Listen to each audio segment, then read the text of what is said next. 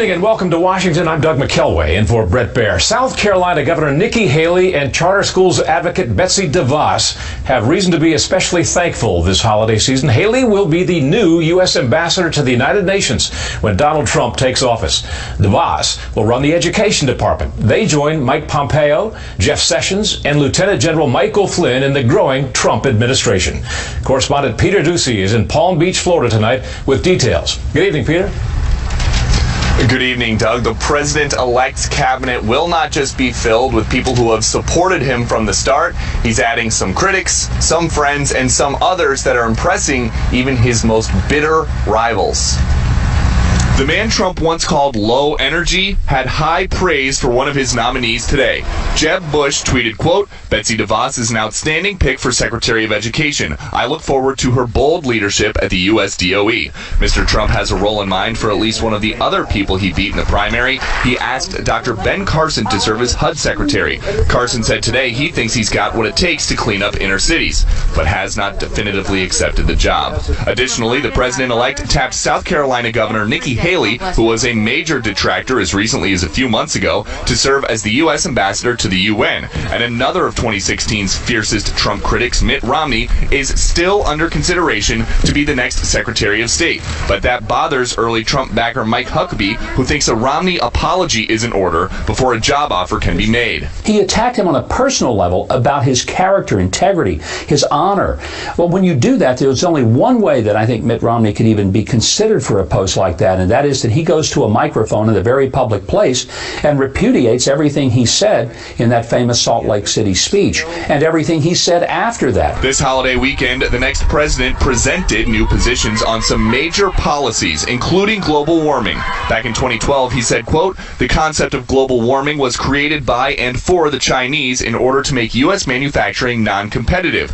But in response to a question Tuesday about whether or not humans are responsible for climate change, Trump replied, quote, "I think there is some connectivity." Mr. Trump also seems to have adjusted his stance on waterboarding. During the campaign, he said this: "Waterboarding is fine, but it's not nearly tough enough, okay?" But now his position is more in line with the man who could be his next defense secretary. General Mattis is a strong, highly dignified man. I met with him at length, and I asked him that question. I said, "What do you think of waterboarding?" He said, "I was surprised." He said, "I've never found it to be useful." And today, someone else added his name to the mix of highly decorated officials ready to serve the 45th president, General David Petraeus. I've been in a position before where a president has turned to me in the Oval Office in a difficult moment and turned without any pleasantries and said, "I'm asking you as your president and commander-in-chief to take command of the International Security Assistance Force in Afghanistan." The only response can be, "Yes, Mr. President." In the last hour, the president-elect released a Thanksgiving message where he says he knows that some people out there are still upset about the results of the election, and he knows that raw emotions will not heal overnight, but that he hopes that while folks are together over the holidays, they can figure out a way to move on so the country can move forward together. Doug? Peter Ducey in Palm Beach tonight. Thank you, Peter. When Haley was announced earlier today, she became the first female and first minority to be nominated to a cabinet-level position in the new administration. Tonight, we learn more about the governor from correspondent Kristen Fisher. I will always be the proud daughter of immigrants. When South Carolina Governor Nikki Haley was sworn in, she became the state's first female governor. And today she became the first woman to be tapped for a top-level post in the Trump administration. In a statement, she said, quote, "I always expected to finish the remaining 2 years of my second term as governor, but that when the president believes you have a major contribution to make, that is a calling that is important to heed." We will see. Her last 2 years as governor made her a role model for racial reconciliation, something with which Mr. Trump continues to struggle. In 2015, she was praised for how she handled the mass shooting of 9 black parishioners at a church in Charleston. The next month, she signed a bill to remove the Confederate flag from the state's capital. The Confederate flag is coming off the grounds of the South Carolina State House. That led to Prime Time, the Republican response to the State of the Union, and she used it to take a swipe at then-candidate Donald Trump. During anxious times, it can be tempting to follow the siren call of the angriest voices. We must resist that temptation. In February, she was an aggressive surrogate for Marco Rubio in her state's primary. Donald Trump is everything I taught my children not to do in kindergarten. I taught my two little ones, you don't lie and make things up. By March, she'd become one of Trump's targets on Twitter. The people of South Carolina are embarrassed by Nikki Haley. Haley responded with her signature Southern charm, "Bless your heart." She then endorsed Ted Cruz after Rubio dropped out. But by the time it was all over, she'd once again become a role model, this time for reconciliation within her own party. While I won't pretend to have always been President-elect's biggest cheerleader, I did vote for him, and I was absolutely thrilled to see him win. In a statement today announcing her nomination, the president-elect said Governor Haley has a proven track record of bringing people together. She is also a proven deal maker, and we look to be making plenty of deals. Now, at first, the governor of South Carolina might seem like an odd choice for ambassador to the UN, and she doesn't have a ton of foreign policy experience, but her state is home to a growing number of companies with clients all over the world, like Boeing and BMW. Doug? Kristen Fisher tonight from our newsroom. Thank you, Kristen. There are increasing concerns tonight about what the president-elect could, would, or should do about a business empire that many feel creates a conflict of interest with his new job. Chief National Correspondent Ed Henry looks into that tonight. Even as President-elect Donald Trump insisted he doesn't care about hotel occupancy rates or making any more money, he was defiant in an interview with the New York Times about not completely disengaging from his business empire. The President of the United States is allowed to have whatever conflicts he wants, he or she wants. But I don't want to go by that. Mr. Trump added, quote, "As far as the, potential conflict of interest, though, I know that from the standpoint the law is totally on my side, meaning the president can't have a conflict of interest." For Mr. Trump's critics, that sounds dangerously close to what former President Richard Nixon infamously told interviewer David Frost when he declared, well, when the president does it, that means it is not illegal. Beyond the echoes of Nixon, it's a 180 for Mr. Trump, who said back in January there'd be a total separation from his business if he got elected. I would probably have my children run it with my executives, and I wouldn't ever be involved because I wouldn't care about anything but our country, anything. While his son Eric suggested earlier this month all of the children would be taking on a much larger role at the Trump Organization. One of the fortunate things for my father and our father is that he was able to step out of the company to run for commander-in-chief, and I think he's going to rely on us more than ever. The president-elect suggested otherwise to the New York Times, that he's not pulling back from the company, even as he insisted he will not be focusing on properties like his new luxury hotel in Washington. Mr. Trump noted he has more pressing business a few blocks further up Pennsylvania Avenue, though foreign diplomats are already snapping up hotel rooms, leading the Democratic National Committee to charge, quote, he fully intends to use the Oval Office to expand his family's wealth.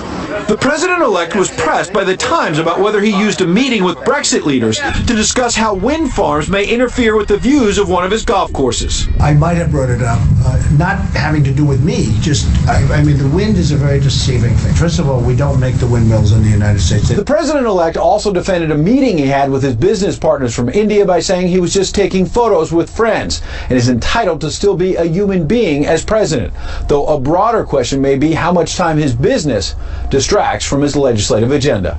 Doug? Ed Henry here in Washington tonight. Thank you, Ed. Well, let's find out now how President-elect Trump is doing so far. According to conservatives, Michael Needham is the chief executive officer at Heritage Action for America, and he joins us now from New York. Mike, good to see you. Great to be here. Well, first off, I want to talk to you about the most recent picks. Let's start off with Betsy DeVos, nominated for Education Secretary. Your thoughts? I think it's an exciting pick. She's been somebody who's been a strong supporter of school choice her entire life, and we're very excited to see her. She'll do a great job. It's a further sign that President-elect Trump, who I think ran as probably the strongest pro-school choice candidate the Republican Party has ever had, is committed to that policy priority. It's very exciting for conservatives. And let's move on to Nikki Haley, the UN ambassador, governor of South Carolina. Yeah, I think she's an incredible face for the United States. She'll be a great ambassador. You know, when you think of the job of a governor looks at all sorts of issues, looks at the different interests that are out there, and tries to find a way to pull interests together and get things done. That sounds a lot like an ambassador. I think she's going to be an incredible ambassador. She'll be great at the United Nations. There is one potential conflict there, I see, and it has to do with trade. We've heard all about Donald Trump's hardline stance on trade, but South Carolina is a state which is absolutely busting at the seams with growth in large part because of international trade. You've got BMW and other foreign car manufacturers moving there. You've got a bustling port city there. You've got Boeing, which has built the new Dreamliner plant and expanding that plant as we speak. It's exporting a lot of airplanes to countries like China. In fact, I was involved in a background discussion with a very high-level senior executive at Boeing last May, and here's what he said about Trump's trade plan. Quote, "We just recently announced that we're going to open a 737 finishing facility in China. The fact that we're opening a finishing center in China allows us to sell more 737s in China, which allows us to grow U.S. jobs." What do you make of that? Well, you know, I think President-elect Trump actually talked about it in that New York Times interview yesterday that you mentioned earlier. What he said is he's going to have companies build factories and bring jobs back to America by having a robust pro-growth economy, by cutting taxes, by cutting back on regulations. And so I think that's the approach that really unites people on all sorts of these issues. You're exactly right. Governor Haley was an incredible jobs governor for South Carolina, done a great job there. And President Trump is aspiring to be a president who brings lots of jobs back here. So I think there's more alignment there than it may appear. Any storm clouds on the horizon that you see? Well, you know, I think not really. I think so far this transition has gone very, very strongly. There's still some important points to make, and then you know, the real work starts on January 20th when he gets sworn in, getting some executive orders done, making sure that we respect religious liberty for all Americans, tell the Department of Health and Human Services to stop torturing the little sisters of the poor, getting the EPA to roll back some of these huge expansions that President Obama has done of some of their rules. So the real work starts on January 20th, and so far all the signs are positive. I want to ask you about another potential pick at this point. We're talking about Governor Mitt Romney as the potential Secretary of State. It seems like he's the front runner, although Rudy Giuliani also in the running. I want you to listen to what Newt Gingrich said and what he spoke to Tucker Carlson last night about this. Romney wanted to be in President-elect Trump's job, you know, and to what degree would Romney, once he became Secretary of State, represent himself wandering around the world? Trump's got to have somebody at state who's very tough and very willing to take on foreign leaders. Is Romney the right man for the job? Well, I don't know about that. That's a choice for President-elect Trump. I mean, I think it's clear that if Mitt Romney were Secretary of State, he wouldn't be representing himself. He'd be representing the Trump administration. He'd be representing the United States of America. And I don't think it's fair to imply otherwise. But this is going to be a very personal choice for President-elect Trump. Obviously, he has a long-standing relationship with Mayor Giuliani. Obviously, there would be, you know, some strong signals sent about unity on the right to select Governor Romney. So I think they'd both will be in the running, and that's a choice for President-elect Trump. But Mitt Romney would be a great Secretary of State if he were chosen. I want to ask you about one more thing, the nuclear option or limited nuclear option. Some people say that Harry Reid sowed the wind and now may be reaping the whirlwind as a result of that. Do you expect Mitch McConnell to keep that limited nuclear option in effect for any executive position below Supreme Court level? Well, I think that, first of all, President-elect Trump is going to nominate somebody from his list. I think it'll be incredibly exciting. It'll be important for the Supreme Court. There's actually other ways to make sure that that person gets across. There's something called the two-speech rule in the Senate, which makes sure that no senator is allowed to give more than two speeches in the course of a filibuster. And so I think the filibuster has proven to be an important mechanism in the past. It saved conservatives from all sorts of outrageous things that Barack Obama and other liberals could have done. We should do everything we can to preserve the filibuster while making sure that Harry Reid isn't allowed to block somebody from the court. I think the two-speech rule might be the best way to do that. But is it a potential sledgehammer that McConnell holds over the heads of Democrats should they choose to make things rough for Supreme Court nominees or for, say, Jeff Sessions? Yeah, it's definitely a sledgehammer, and I think that you know, it's reported that the Majority Leader McConnell has made it very clear to Harry Reid that this nominee will, in fact, get on the court. That's very important to do. I think that as conservatives, we should do everything we can to achieve both goals through the two-speech rule. You know, you think about what Barack Obama could have done for the last 6 years without the Senate filibuster. It's pretty scary. Mike Needham of Heritage Action, thank you very much. Good to see you. Good to see you, Doug. Thanks. We are now 2 weeks past the election, but there are many people out there who have not given up on seeing Hillary Clinton in the White House. It has to do with the folks who have the real final say on who gets to be president. Senior political correspondent Mike Emanuel explains tonight from the White House. Many Democrats are having difficulty letting go after Election Day, even though Hillary Clinton conceded the race. We must accept this result and then look to the future. Donald Trump is going to be our president. Clinton supporters note she won the popular vote and she earned 232 electoral votes. Some suggest if Democrats could win over 38 more, Clinton could still be the 45th president. They point to the fact only 25 states and the District of Columbia require their electors to back the winner of the state's popular vote.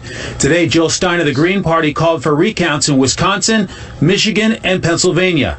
White House Press Secretary Josh Earnest told Democrats yesterday it is time to move on. The election's over. The debate about the consequences of that election has been resolved, and the president is following the will of the American people and fulfilling his institutional responsibility. In fact, Earnest confirmed the president and president-elect have spoken by phone since their Oval Office meeting.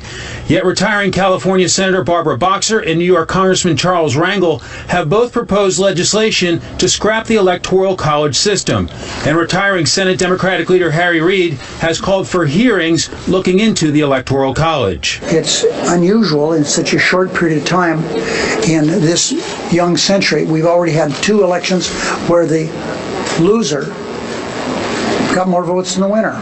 So I think it's something we should look at. Yet a retired Ohio Democrat congressman and Fox News contributor says party leaders ought to blame themselves. I think the Democratic Party lost its bearings years ago when it started to take money from corporations, corporate interests. Last week, Clinton called on her supporters to fight for their values. I ask you to stay engaged on every level. We need you. America needs you. Your energy, your ambition, your talent. That's how we get through this. The White House view is come January 20th, there will be a new president, and a key responsibility in the remaining days is making sure Mr. Trump and his team are ready to assume power. Doug? Mike Emanuel on the North Lawn. Thank you, Mike. Sure. Stocks were mixed today. The Dow finished ahead 59 for a record close again. The S&P 500 also up 2. That's a record as well. NASDAQ fell 6.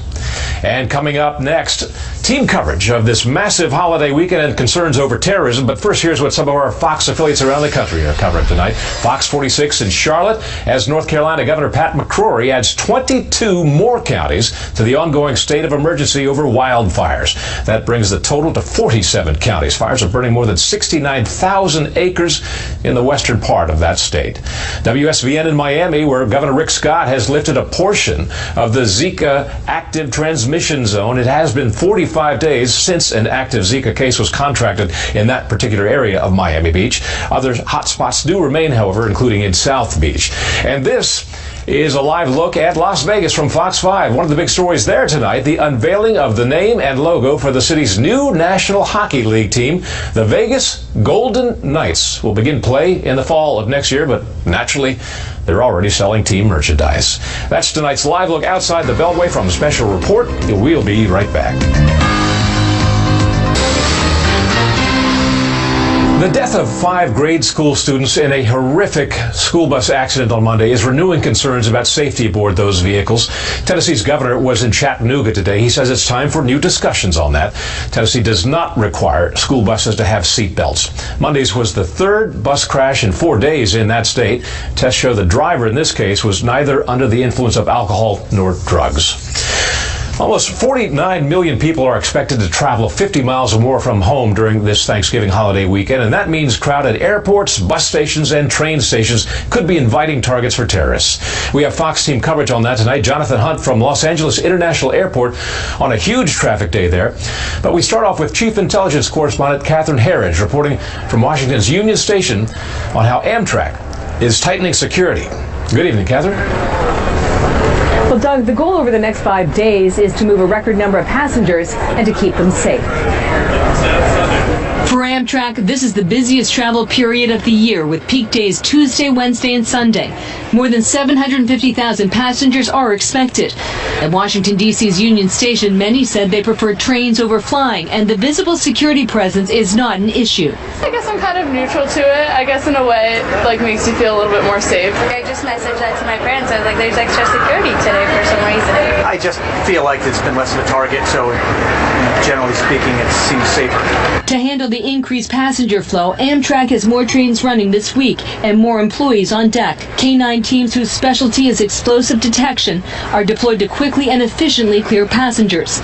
Rail officials emphasize their security posture is unchanged from last year. Amtrak police are increasing their presence along with local, state, and federal partners, as well as increasing K-9s throughout the stations and on railways along our right-of-way. That's typical for any holiday. We would always boost our efforts security-wise. Homeland Security and the TSA are playing a role with specialized crisis response teams that have a surge capability to handle terrorism or criminal activity. We will have our Viper teams out, agents that work closely with local law enforcement. So you'll see more of that. At Union Station, teams are also using this crowd scanner technology to detect suspicious devices. The Homeland Security Secretary recently told reporters the global threat environment continues to be high. We remain concerned about homegrown violent extremists who could strike the homeland with little or no notice. Also expect more perimeter security at train stations after 2 successful airport attacks overseas, where terrorists used taxis to drop off their bombs. I came in via bus, and I did see a lot of security outside, so yes, and inside as well.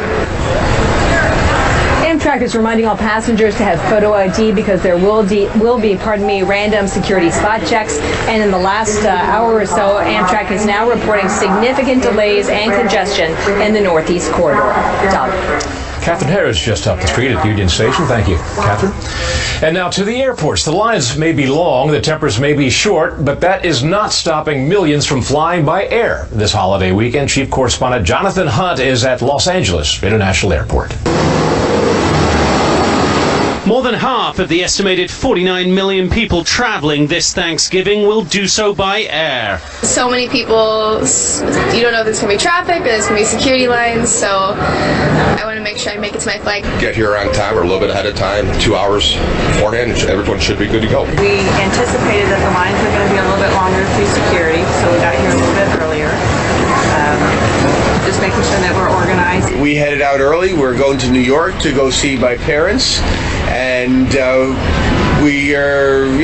lines are not bad, and we're looking forward to an easy day. The busiest airports, Atlanta, Chicago, and here in Los Angeles, where some 2.3 million passengers will pass through LAX. It's going to be a very busy season in Los Angeles, where passenger traffic is up over 8%, so we have all hands on deck. Extra TSA agents are on duty at airports across the country after criticism over long lines earlier this year. They'll be trying to keep the security lines moving while also keeping everyone safe. Our men and women on the front lines are on the front lines every day, and they are always looking for that little needle in a haystack. They always have to be on the cutting edge. Security is obvious, a deliberate show of force to deter attacks and reassure passengers, although officials emphasize there are no credible threats at this stage. We're constantly checking intelligence sources. We have great relationships with our federal partners here. We're looking for threats. We're doing training virtually every week on whatever might be coming our way. Roads will be busy too. AAA saying millions of drivers are taking advantage of low gas prices, with the national average today at $2.17. Drivers have saved more than $28 billion on gas so far this year. And, they're really taking that extra money they're saving at the pump and putting it in their pocket and spending it on a trip this year with their family. The record numbers traveling through the nation's airports this year are benefiting not just from streamlined screening processes, but also from relatively calm weather, with no widespread delays expected. Doug? Jonathan Hunt at LAX tonight. Thank you, Jonathan. The federal government wants to keep you from texting and surfing the internet while you are driving. It is asking smartphone makers to develop technology that would lock out most apps when someone is operating a vehicle. Fatal crashes caused by distracted drivers are up almost 9% over 2014.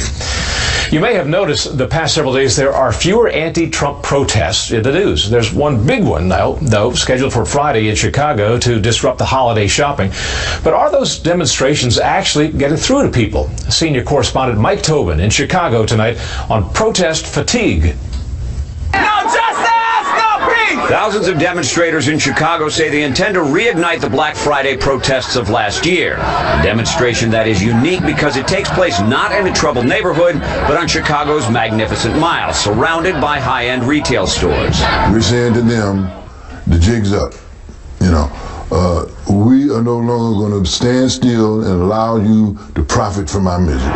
It happens at a time when most protests become a pile-on of every issue right down to dissatisfaction with the election. Mark Carter is a Trump supporter from Chicago's violent West Side, and he thinks continuing protests are going nowhere. They may have a message, they may have an agenda, but for the most part, these are young people who really don't understand what's going on. When focused, recent demonstrations have had an impact. They brought the Department of Justice into Ferguson, Missouri, and toppled the police chief. In Chicago, following the shooting of Laquan McDonald, the police superintendent and state's attorney lost their jobs. Jason Van Dyke, the officer who shot McDonald, is facing murder charges. This movement has accomplished a great deal in terms of keeping this problem on the front burner and letting the public know that something needs to be done about this. As protests continue, conservatives tend to write the demonstrators off as crybabies, unfocused, and unable to accept the outcome of an election. One Chicago Tribune columnist says that misses the big picture. What's really going on is the left is organizing these young people to get ready for the next election and moving the party to the left. Cass says dismissing these demonstrators would be the same mistake the Clinton campaign just made when they lumped all the Trump supporters into a category defined as uneducated, irredeemable, and deplorable. Doug, back to you. Mike Tobin in Chicago tonight. Thank you, Mike. There is a fascinating trial going on right now in Israel. It involves a very young Israeli soldier and the killing of a Palestinian. But there's much more to the story. Correspondent John Huddy tells us from Jerusalem. Closing arguments started today in the trial of Israeli soldier Sergeant Elor Azaria. Sergeant Azaria was posted at a military checkpoint earlier this year in the West Bank city of Hebron when two Palestinian men armed with knives attacked Israeli soldiers there. One was shot and killed. The other attacker, Abed al-Sharif, was wounded. As al-Sharif lay on the ground, 18-year-old Sergeant Azaria cocked his rifle, aimed, and shot al-Sharif in the head at close range, killing him instantly. Sergeant Azaria was charged with manslaughter. The question, was the shooting justified or an execution? When there's no reason to fire, you don't fire. Gadi Shamni is a former IDF general who commanded troops in the West Bank. He says it was the right decision for Sergeant Azaria's case to go to a military tribunal rather than for Israeli commanders to investigate it independently. And I think that their conclusion was that he didn't follow the orders. The case has divided the country between those who agree with the manslaughter charge and those who say it shouldn't have gone to trial. The defense maintains Sergeant Azaria acted out of fear for himself and his fellow soldiers, but prosecutors contend Azaria acted out of malice, saying al-Sharif, quote, deserved to die. This is the spot where the shooting happened. It's a volatile area where Israeli soldiers are often attacked. Uzi Dayan is also a former Israeli general who testified on behalf of the defense. He says the only reason the case went to trial was because of political pressure and the media's scrutiny. Most of the Israelis, like me, don't want our soldiers to face a court-martial even if they made a mistake. After the defense and prosecution wrap up, the military tribunal of 3 judges will deliberate the case. It may take several weeks before there's a verdict. Doug? John Huddy in Jerusalem, thank you. American air power is once again making a big difference in the Iraqi fight to retake Mosul from ISIS terrorists. Correspondent Benjamin Hall has tonight's update. Jets from the US-led coalition took out a 4th major bridge across the Tigris River in Mosul today, leaving just one open. It's an attempt to cut off ISIS fighters within the city and prevent them resupplying. it's also a reminder of the constant US role in this battle, as every day jets continue to launch from the flight deck of the American carrier USS Dwight D. Eisenhower, operating in the Persian Gulf, ready to strike at any time. They may have the target ahead of time, or they may receive the target coordinates while they're airborne, and then they would employ the weapon at that time. So far, they've dropped nearly 1,100 bombs as part of Operation Inherent Resolve, and that won't stop for Thanksgiving.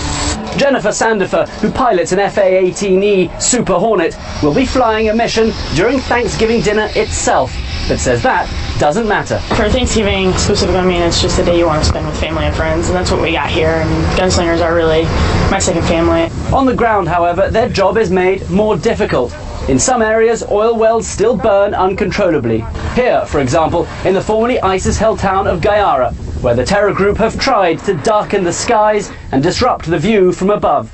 But now, as troops move into the dense urban landscape of Mosul City itself, where so many civilians are being used as human shields, air power is harder to employ, meaning Iraqi forces must carry out the hard work of clearing the city on the ground, street by street. Nevertheless, it must be reassuring to know there's a constant eye in the sky above them, looking down and waiting to help whenever possible. The battle for Mosul is far from over. In fact, some people say it's just beginning. Iraqi troops are still 6 miles from the city centre itself, and from here on out the streets get smaller. The battle will get tougher. But nevertheless, Iraqi troops, with the help of the US, are pushing forward, slowly but surely. Doug? Benjamin Hall in London tonight. Thank you, Benjamin.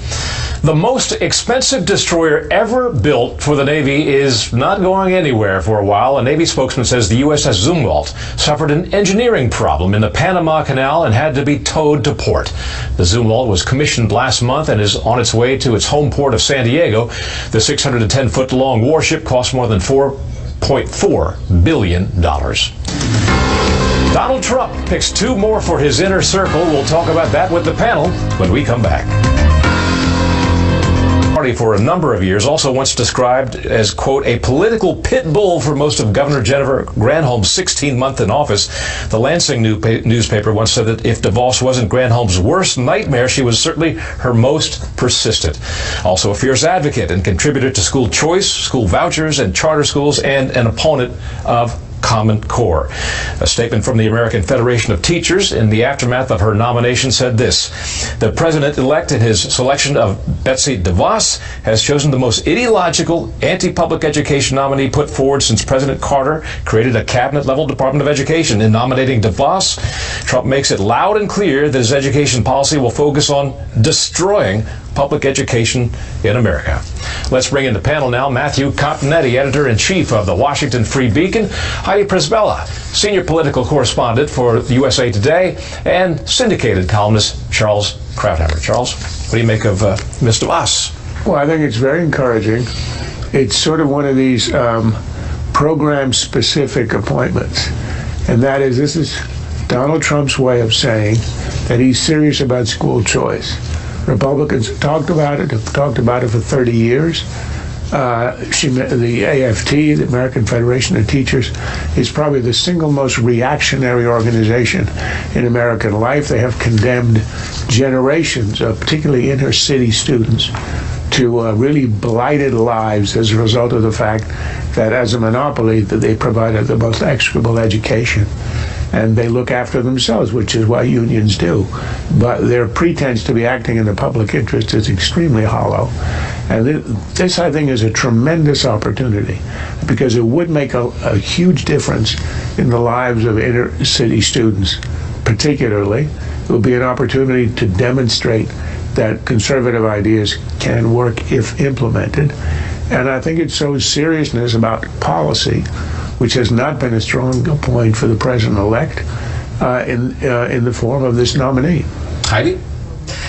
Well, let me touch on some other points since you went through kind of the ideological bent. She also has some strong opposition from the other side of the aisle, which is because she was not a personally supporter, but she served on the board of a company an organization that did support Common Core. So she's had to kind of try and push back a little bit on that. But I think this is a good sign in the sense that if you look at the totality of how Donald Trump is filling out his cabinet, he's not just going with loyal insiders. She wasn't someone who was by his side throughout the whole march of the campaign. And she does know a lot about the issues and a lot about education, and I think that she could do a fine job in this role. One other thing, though, it does also show how difficult it is to keep that campaign pledge of draining the swamp, whatever that means, just because she's been in GOP politics a long time.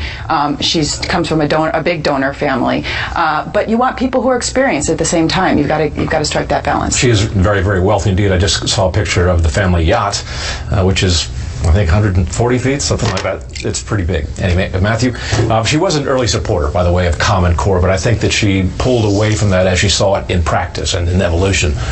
Well, the first rule of being in a cabinet is if you have a position separate from the president, you know who wins. The president. And so I think she'll back President-elect Trump's position on Common Core if she's confirmed by the Senate. Looking at the Trump administration as it's taking shape, it's very similar to the Reagan administration, where you kind of had the ideological conservatives who made up the core of the Reagan movement. But then you also had establishment Republicans like Jim Baker, who kind of came on board after Reagan was elected and tried to steer the ship of state in a little bit more of a traditional way. And you're seeing that exactly with these latest picks. You have the White House is going to be pretty Trumpy, but the cabinet agencies at large, I think, are going to have more establishment Republicans than people might expect. I want to talk a little bit about the remarkable reconciliation we are seeing with so many of Trump's former opponents or critics. Listen to what Nikki Haley, who is now the U.S. ambassador, or certainly will be the U.S. ambassador to the United Nations, what she had to say about Donald Trump earlier in the campaign. Donald Trump is everything I taught my children not to do in kindergarten.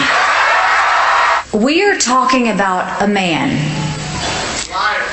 who has filed for bankruptcy 4 times. We can't afford for a man to go in as president and bankrupt our country. And now Donald Trump's Thanksgiving message, or at least a portion of it today. We've just finished a long and bruising political campaign. Emotions are raw and tensions just don't heal overnight. It doesn't go quickly, unfortunately.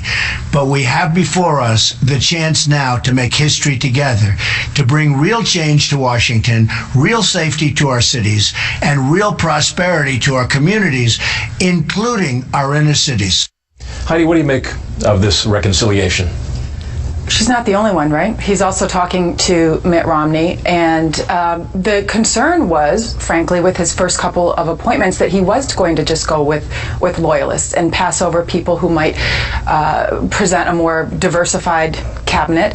And so I think it does show from that sense that he's an adult, that he's willing to at least talk to these folks and appoint some of them. I think with Nikki Haley in particular, the question is going to come down to experience.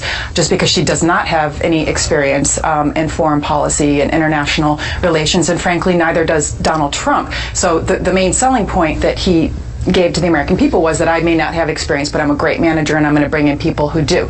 That said, I don't think she's going to have any problem getting Senate confirmation. You mentioned Mitt Romney. There's still some conflict there. A lot of Republicans pushing back, apparently pushing back against that. Let's listen to Mike Huckabee and what he had to say about the Romney pick. But I'm still very unhappy that Mitt did everything he could to derail Donald Trump. He attacked him on a personal level about his character, integrity, his honor. Well, when you do that, there's only one way that I think Mitt Romney could even be considered for a post like that, and that is that he goes to a microphone in a very public place and repudiates everything he said in that famous Salt Lake City speech and everything he said after that. Charles, we got about 30 seconds. It's encouraging that Trump appears to be neglecting and contradicting that kind of advice. His job now, his objective now, is to put together a successful presidency, to vindicate all the people who support him, and to show that he can do what he said he would do. If it turns out that Mitt Romney is the best for that job, given the other candidates that we've heard about, he's certainly somebody you might want. He should pick him and show that he can overcome the previous animosity. So I think we're going to learn a lot from Trump by what he does on this appointment. Coming up next, how some Democrats are still working to get Hillary Clinton in the White House.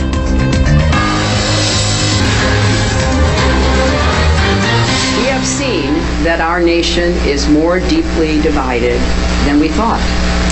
But I still believe in America, and I always will. And if you do, then we must accept this result and then look to the future. Donald Trump is going to be our president. We owe him an open mind and the chance to lead. Well, not so fast. Gabe Sherman, writing in New York Magazine today, says, quote, Hillary Clinton is being urged by a group of prominent computer scientists and election lawyers to call for a recount in 3 swing states that were won by Donald Trump. New York has learned. The group believes they found persuasive evidence that results in Wisconsin, Michigan, and Pennsylvania may have been manipulated or hacked. The group is so far not speaking on the record about their findings, Sherman writes. Well, one of those computer scientists is now writing on the record, and he says this, quote, were this year's deviations from pre-election polls the results of a cyber attack? Probably not. I believe the most likely explanation is that the polls were systematically wrong rather than the election was hacked. We're back with the panel now. Matthew, I'll give you first shot at that. I feel sorry for the computer scientists. You know, they're getting such a bad name in this election. There's that one at Princeton who said that Hillary had a 99% chance of winning and had to eat a bug on television because he lost the bet. Now, these guys come out, they won't speak on the record. And they say that it was hacked and manipulated, but then when they go on the record, they say, oh, it was a polling error. Well, right, we knew it was a polling error on November 8th when Donald Trump won the presidency. Is there anything substantive to this, Heidi? Well, I think he is raising, if you read the entire post, he is raising some legitimate concerns about the current and future vulnerability of our election systems. He said, for instance, that his own PhD students could go in and mess with the electronic systems. And in fact, if you look circumstantially, Russia was behind a number of the hacks during the election itself in the campaign, and they actually did this in Ukraine. They just didn't get away with it. So all of these things raise alarm bells about the future vulnerability. But he did say in that post that there is no evidence of this. Then again, there's no evidence because there hasn't been an investigation. Now, Jill Stein is doing the job, seemingly, for Hillary Clinton herself, because she's already called for some kind of a survey of these technological systems. But again, you got to go back to the original post, which says there's no evidence. Charles, do you think there's anything substantive to this, or is it a Hail Mary pass? Oh, I think it's sort of weirdness. To argue that because it could happen, it did happen, is a non sequitur. If you want to do a study of the future threats, I think that's a good idea. We ought to prepare for that. But the idea that this election actually was somehow swung by this sort of mysterious hacking simply because it deviates from the polls, I think is ridiculous. There's also this question of the electors, people who actually vote for the presidency of the United States. Many reporting that they are getting hundreds, if not thousands, of emails for them to be faithless, to give up their pledge to vote for Donald Trump. More than 4.5 million supporters of Hillary Clinton apparently have signed a Change.org petition advocating them to change their vote. Matthew? A lot of Democrats still haven't come to terms with the election result. But you know, one who has is President Obama. And I have to say his performance since the election, as well as Secretary Clinton's performance, has been exemplary. There's no challenge from them. This election was decided, and Donald Trump will be the next president. What do you think about the prospects of electors changing their vote? Again, I don't think that's going to happen, and I think that the real goal here is, again, to spark a broader discussion, because now this is the second time in recent history that we've had an election go for the person who didn't get the popular vote. The last time it had happened before now was in 1876. So these folks are just trying to spark a broader discussion, and I don't think, though, that in this case, any of these electors, the ones who have actually even gone on the record, there's like a handful of them, and the others are even complaining about the inundation into their inboxes. So unless something really cataclysmic happens, I don't think that formula is going to change. Charles? Every cycle, there's always an elector or two who decides he's going to be a faithless elector, so perhaps there'll be a larger number this time around. But I find it rather entertaining and amusing that we are now in the holiday season going to have a new discussion about the abolition of the Electoral College, which usually is a cause for people who raise their children speaking Esperanto. It is not going to happen. It's never going to happen. Smaller states will not allow it. But it's a nice topic because it's endless and unresolvable. If the electorate is so evenly divided as it has been for the last, 10, 20 years in this country, these kinds of issues are going to continue to raise themselves. Yes, and look, you've got a set of rules. They have worked for for a quarter of a millennium. If you really want to have elections decided on the raw popular vote, you're going to have elections that are going to be conducted only in the big states. The flyovers will be flown over, and I'm not sure that's what we want. We really have national elections spread out all over, and the map changes with the decades and the generations, and it's worked, so let's go with it. Heidi, I'll give you the last word. I think the ratios, I think the issue is not necessarily throwing out the whole system, but the ratios, since the founders created this system, have shifted dramatically as population has concentrated on the coast. So I think that these folks just want to have a broader discussion, but at the end of the day, it takes a constitutional amendment. I don't see any scenario under which that would happen in this current environment. Coming up, a Thanksgiving miracle for turkeys, Tater and Tot. Well, it's my privilege. Actually, let's just say it's my job to grant them clemency this afternoon. Well, as President Obama's time in office comes to an end, he will likely miss some of the trappings, perks, and traditions that come with the office, but pardoning turkeys won't be one of them. There are certain days that remind me of why I ran for this office. And then there are moments like this where I pardon a turkey and send it to Disneyland. I have my two trusty assistants here, Malia and Sasha, for one of the most important duties that I carry out as president. Recently, I've been taking a series of executive actions that don't require congressional approval. Well, here's another one. All right, I gotta give you a special dispensation. The office of the presidency, the most powerful position in the world, brings with it many awesome and solemn responsibilities. This is not one of them. It is a little puzzling that I do this every year. It is hard to believe that this is my 7th year of pardoning a turkey. Time flies, even if turkeys don't. But this is the last time I'm doing this, so we're not leaving any room for leftovers. What do you think? Well, besides all those corny jokes, President Obama may not like the tradition of presidential pardons, but I guarantee you the turkeys sure do. Thanks for watching Special Report tonight. No online show tonight. I'm Doug McKelway. Good night from Washington. We're going to take flight now, or take wing. Tucker Carlson coming up next.